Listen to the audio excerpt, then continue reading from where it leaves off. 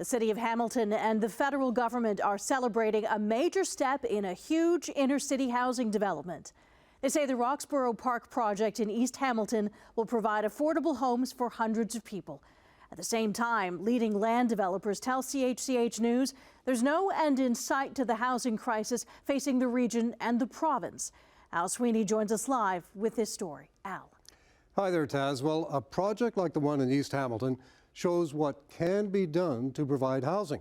But the developers say there's a fundamental problem that has to be overcome to continue to provide the additional housing Ontario needs.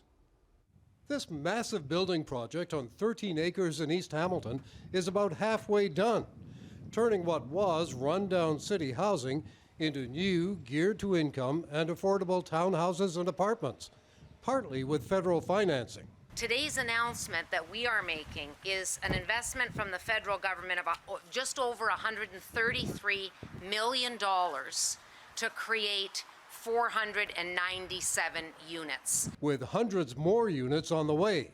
But it's taken a long time.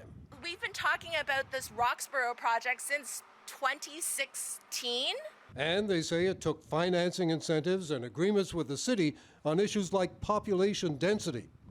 Officials acknowledge it won't end the housing crisis that's led to an encampment at City Hall with 1,600 people listed as homeless in Hamilton, but it could get some people off the city's waiting list for affordable housing.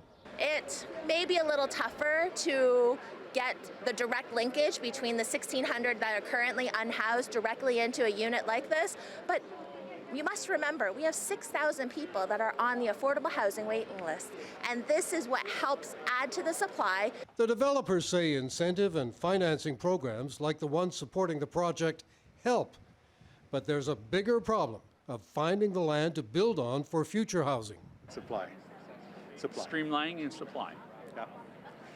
Yeah, like everything else, supply and demand, there's very limited and constricted supply. It's very hard to get supply approved, very hard to ultimately get it built, right? So that's the answer. And it's not a short-term answer. It's a big issue and problem that has to be attacked. And they don't see a solution anytime soon. How long would it take to turn things around so that the average person with a job can afford to buy a house or afford a nice apartment? And that's, again, complicated question. Again, very complex question.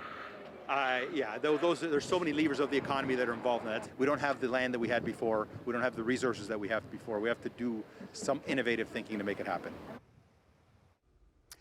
They say it's going to take the kind of things that happened in East Hamilton to get more housing supply, cooperation with governments, innovative financing, and changes in thinking to make land available and turn around the housing crisis we're in.